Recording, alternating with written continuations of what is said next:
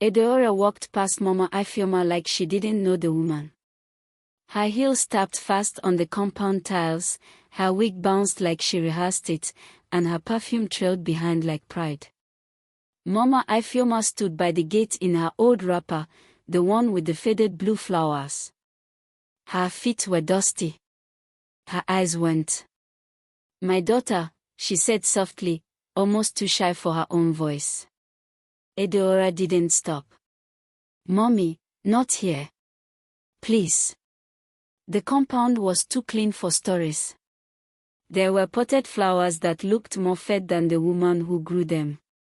Neighbors peeked through curtains. One woman pointed. Chike, the compound boy, paused with his mop in hand. He knew. They all knew. But Edeora pretended not to. She had just come back from abroad, America to be exact. She spoke through her nose now. She wore confidence like a new dress. And yet, standing before her, barefoot and smiling, was the very woman who once sold groundnuts to pay her school fees. "Come inside, Mommy," she said finally, but her voice had edges. "Just not through the front. Let's use the back gate." Mama Ifeoma's smile didn't flinch. "Anywhere you lead, I'll follow," she said. She followed. Not because she liked it, but because love sometimes chooses peace over pride. At the car, Edeora opened the boot. "Just small space voila inside. You'll only be there for a while." The old woman looked at her, not with anger, not even surprise, just silence that spoke yes.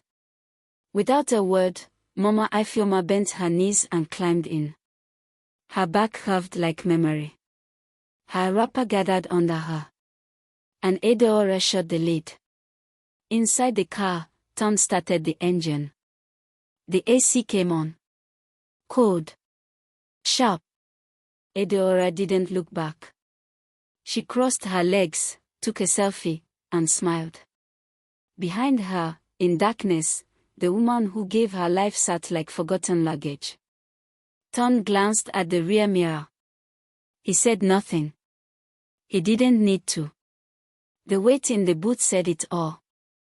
The ride wasn't far, but it felt longer than any road Edeora had ever known. Tom's eyes flicked to the mirror once or twice. His hands gripped the wheel tight. The music played low, gospel, the kind Mama Ifeoma used to sing when Edeora was little. Now it just felt loud. Inside the boot, Mama Ifeoma said nothing. She didn't knock. She didn't complain. She just sat there, like a memory Edeora didn't want but couldn't delete. The estate gate opened, and they drove through. Houses stood like castles, each one more silent than the next. Edeora straightened her shoulders, fixed her lipstick, and ignored the ache in her chest. When they stopped, Tom stepped out first. He walked slowly to the back, looked around, and opened the boot gently, like he was touching a wand. Mama Ifeoma stepped out, legs trembling, wrapper dusty, eyes blinking against the light. But her lips still smiled. "Thank you, my daughter," she whispered. Edeora nodded quickly, looking over her shoulder.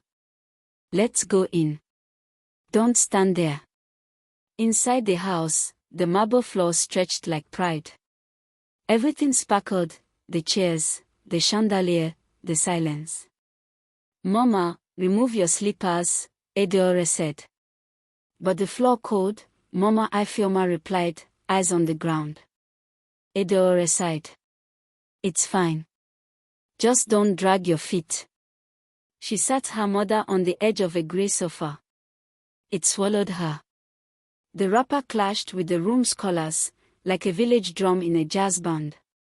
Chai came in with bottled water. "Welcome, Mama," he said softly. Mama Ifeoma smiled wider. "Oh, thank you, my son." Edeora watched from the hallway, one hand on her waist, the other scrolling her phone. Mama Ifeoma looked around, eyes dancing over the flat-screen TV, the glass table, the flower vase with plastic roses. She touched nothing. Her hands stayed folded on her lap. "This house fine like wedding," she said. Edeora forced a laugh. "It's just a house, Mama." But Mama Ifeoma wasn't looking at the house anymore. She was looking at her daughter. And in that gaze, Edeora felt seen. Not the wigs. Not the shoes. Just her. The afternoon sun dipped slowly, painting long shadows on the floor. Mama Ifeoma hadn't touched the water. It sat on the table, sweating quietly. She just kept watching her daughter, not with judgment, not with pity, but with the kind of love that doesn't ask for anything in return. Adeora's phone rang. She turned her back to answer. "Yeah, I'm home." "No, she's here. Just for today. I'll sort it. Call you later." She ended the call fast and turned with a smile she didn't mean. "Mama, you sleep here tonight, ABI. There's a small room at the back," she said, pointing like she was showing a guest. Mama Ifeoma nodded. "Anywhere's fine. I didn't come for comfort. I came to see you." Edeora blinked. That line stung more than it should have. "You should rest," she mumbled, then disappeared into the hallway. Mama Ifeoma walked slowly to the window. Outside, the compound boy was rinsing the car. The same one that carried her like a bag of beans. She said nothing. She just watched the water hit the tires and roll into the gutter. Chike looked up, surprised to see her watching. He waved. "Mama, you dey okay?" She smiled. "I dey, my pikin. I dey." Later that evening, Edeora brought out food, rice and chicken with buttered juice. She placed it in front of her mother without much fuss. Mama Ifeoma looked at it, then at her daughter. "Did you cook this?" Edeora laughed sharply. "Mama, I'm not that jobless." "Oh," Mama Ifeoma chuckled, "but you used to help me grind pepper, now." "That was years ago," Edeora said, picking up her phone again. Mama Ifeoma took a bite. "Still sweet," she said gently. Then she looked around again. "This place is fine, oh. You try." Edeora nodded, eyes still on her screen. "But Ada, you happy?" The question came soft, like wind sneaking in through a crack. Edeora looked up for a moment. Something moved behind her lashes, but it didn't fall. "I'm busy," she said. Mama Ifeoma just nodded. She'd had enough. The next morning, the sun rose fast. Lagos had no patience for secrets. Mama Ifeoma woke early, as usual. She had folded her wrapper neatly, swept the back corridor with her hands, and boiled water in a small kettle she found near the sink. The kitchen was like a showroom, all shine, no fingerprints. She boiled quietly, like someone afraid to wake the house. Chike saw her and smiled. "Mama, make I help you?" She waved him off. "My back still dey work, thank you." He nodded, then leaned on the wall, curious. "You know her real mama?" She looked at him with soft eyes. "I carry her for 9 months, my son. No borrow. Chike scratched his head. "But she know they talk say she get mama like you." She smiled again. "Not everything people hide is shameful. Sometimes no fear." Edeora came out moments later in gym clothes, all sleek and sweatless. "Mama, what are you doing in the kitchen?" "Just hot water for tea," Mama Ifeoma replied. "We have people for that." "I be people," she said with a playful shrug. Edeora didn't laugh. "Please, just rest. You're not at home." Mama Ifeoma sat quietly, folding her hands. That afternoon, Auntie Neka, the neighbor, came visiting. She walked in with her handbag like it had something to say. Her perfume arrived before her voice. "My dear Edeora," she shouted, arms wide. "I heard your mother is around. Is it true?" Edeora smiled quickly, "Just for a few days. She's traveling back soon." Mama Ifeoma walked in, carrying a small plate of groundnuts.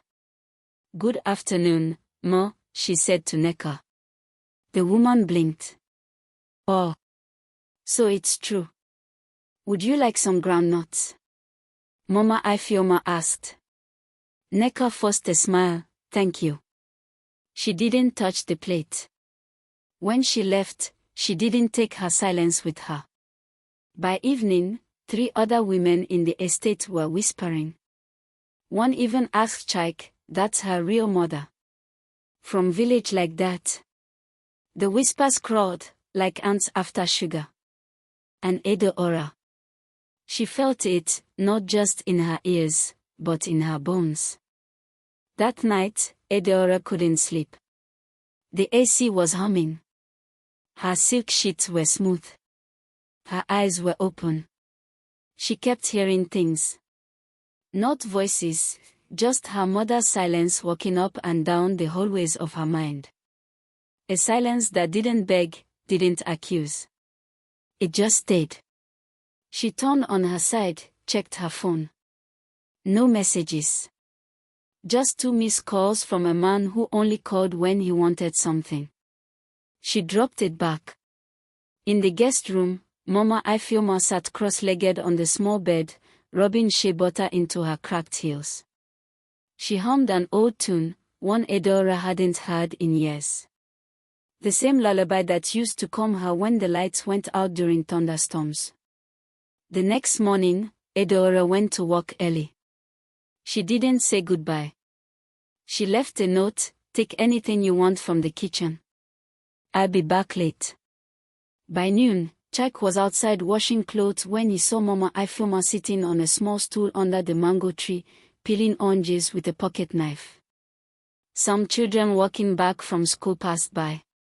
One of them pointed. "She looked like a beggar," the boy whispered.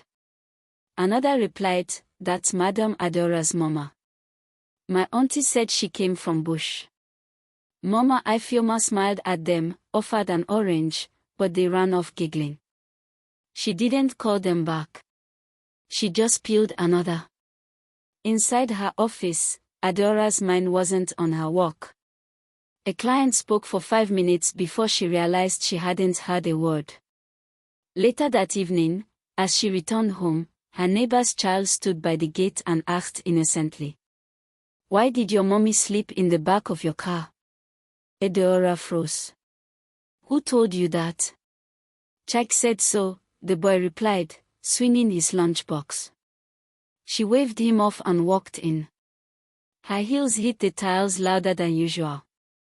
Inside, Mama Ifeoma was praying quietly in the guest room. Edeora stood outside the door, not entering, just listening. The words were soft, full of thanks. Not one complaint. Not one request. Just, "God, bless my daughter, protect her from pride, and give her peace." Edeora swallowed hard. And for the first time in days, she sat down. That evening, dinner was quiet. No music, no TV, just the sound of spoons clinking plates. Edeora sat across from her mother, pushing rice around with her fork. Mama Ifeoma, as always, ate slowly. She chewed like someone grateful for every grain, like each bite had meaning. "I saw your friend today," she said softly, breaking the silence. "The one that used to come to our house in secondary school. What's her name again?" "Nkechi." Edeora nodded. "She lives around here now. She still carries laughter like handbag," Mama Ifeoma smiled. "She hugged me like she never forgot where we came from." Edeora forced a smile back. "She's loud. Always was. She's real, Mama Ifioma replied, her tone light but firm. Not afraid to be seen. Edeora dropped her fork. Mama, is there a point you're trying to make? Mama Ifioma looked up slowly. Only that sometimes, when we hide our past, we block the path that brought us to the present. Edeora stood up, plate in hand. I think I'm done. As she rinsed her dish in the kitchen, her phone buzzed. A message from a colleague. Hey, I didn't know your mom was around. My wife said she saw her in your compound today. Said she looked so real, so homely. You're lucky. She didn't reply. Later that night, she scrolled through old photos on her phone, filtered smiles, luxury dinners, vacations in places that didn't know her name. Not a single photo of Mama Ifioma. She opened her gallery, searched her memories. There it was, one old image. A market day. She was 6.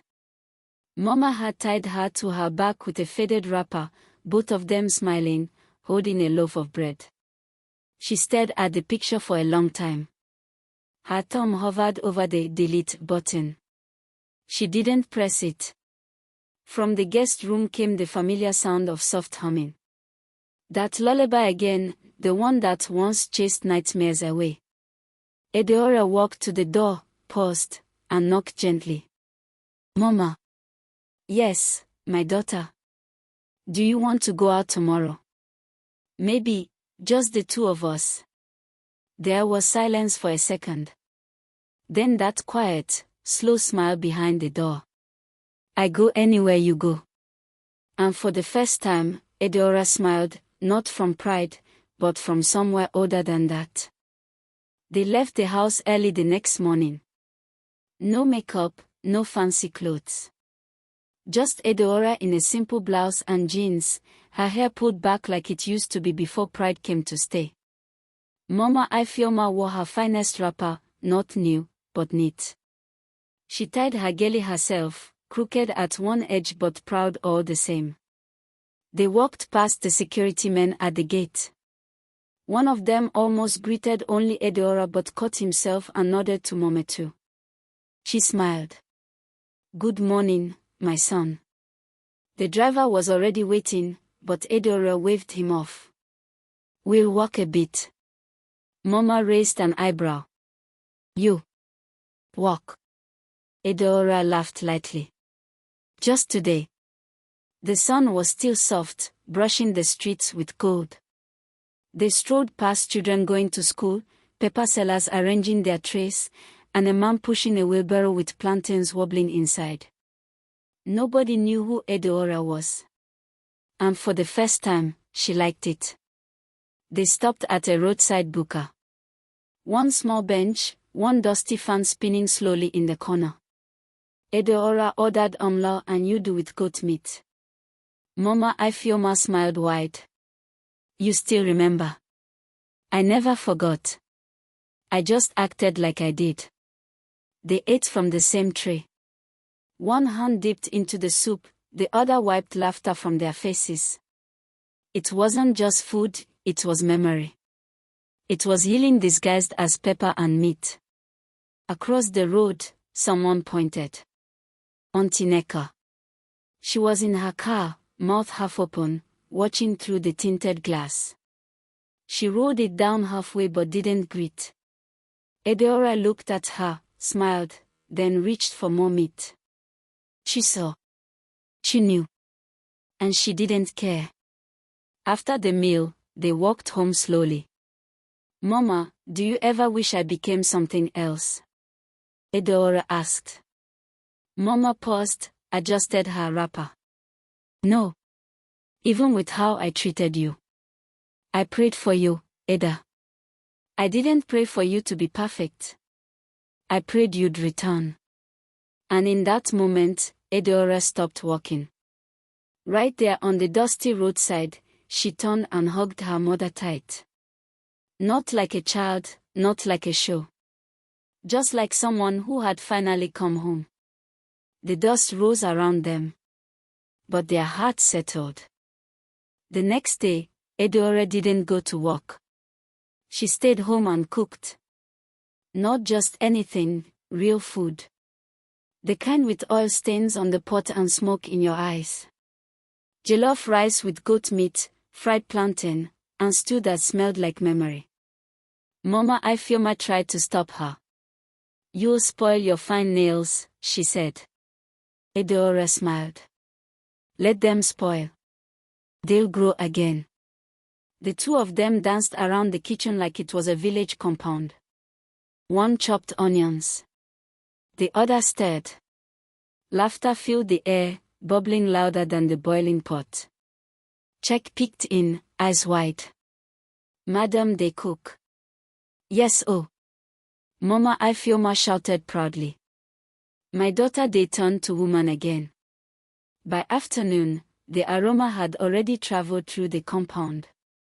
Even the security men sniffed the air like children waiting for break time. Mama Ifeoma set the table, humming as she placed the spoons. Edeora brought out 2 glasses, then paused. "No wine today?" Mama asked playfully. "Only zobo," Edeora said. "Real life drink." They sat and ate with joy that didn't ask permission. Later, Edeora walked outside to catch some air. She sat on the front steps, her head resting on the wall. The sky was changing, the kind of orange that warned of coming rain. She heard footsteps. It was a neighbor, one of the gossip trio. She slowed down as she passed. "Good afternoon," Edeora said before the woman could pretend not to see her. The woman blinked, then smiled awkwardly. "Afternoon, madam." Then silence. Until she added softly, "Your mom, she's strong. And kind. I saw how she helped my daughter pick her books when they fell." Edeora nodded. "That's who she is." The woman paused again, then said, "We all talk too much sometimes. Forgive us." Edeora smiled. "We all forget things sometimes. But remembering is powerful." The woman walked on, her steps softer than when she came. Inside the house, Mama Ifeoma was on the floor, praying.